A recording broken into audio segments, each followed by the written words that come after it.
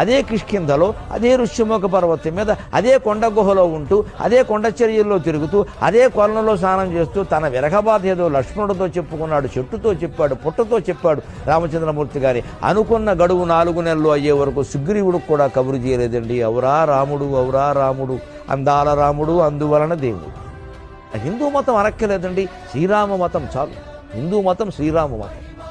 హిందువులకు ఎప్పుడైనా ఉత్తేజం కలిగితే చేయవలసిన మొదటి నినాదమే జై శ్రీరామ్, అంతే. ఇంకేం అక్కల. మిగిలిన దేవుళ్ళు అందరూ తర్వాత జై శ్రీరామ్ అన్నామంటే పక్కా హిందూ.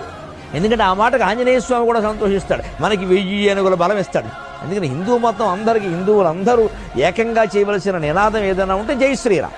సీతాపహరణమే జరిగిన, తండ్రే మరణించిన, రాజ్యమే పోయిన, అరణ్యంలో తిరిగిన, జుట్టు తీసేసిన, జిల్లేడు పాలు పోసుకుని ఆఖరికి ఆ జటలు కట్టుకున్న, నారచీర కట్టుకున్న, పాదాలకి చెప్పులే లేకపోయినా, అగ్నిహోత్రాన్ని చంకన తగిలించుకున్న, అడవిలో మృగాన్ని బాణం పెట్టి కొట్టి చర్మం ఒలిచి మాంసం తీసి తెచ్చి సీతమ్మ వండితే తప్ప తినలేని స్థితిలో రాజారాముడైనటువంటి వాడు బ్రతకవలసి వచ్చిన, తెల్లవారుజామున 4 గంటల సమయంలో దాహమేస్తున్న ఏనుగు నదిలో తొండం పెట్టి నీళ్లు తాగడానికి కూడా భయపడినంత చలికాలంలో కూడా వెళ్ళి స్నానం చెయ్యగలిగిన మొనగాడు, ఇన్ని కష్టాలు కడుపులో పెట్టుకుని కూడా పైకి చెక్కు చెదరకుండా ఉండగలిగినటువంటి గంభీరమూర్తి ఆయన రాముడంటే.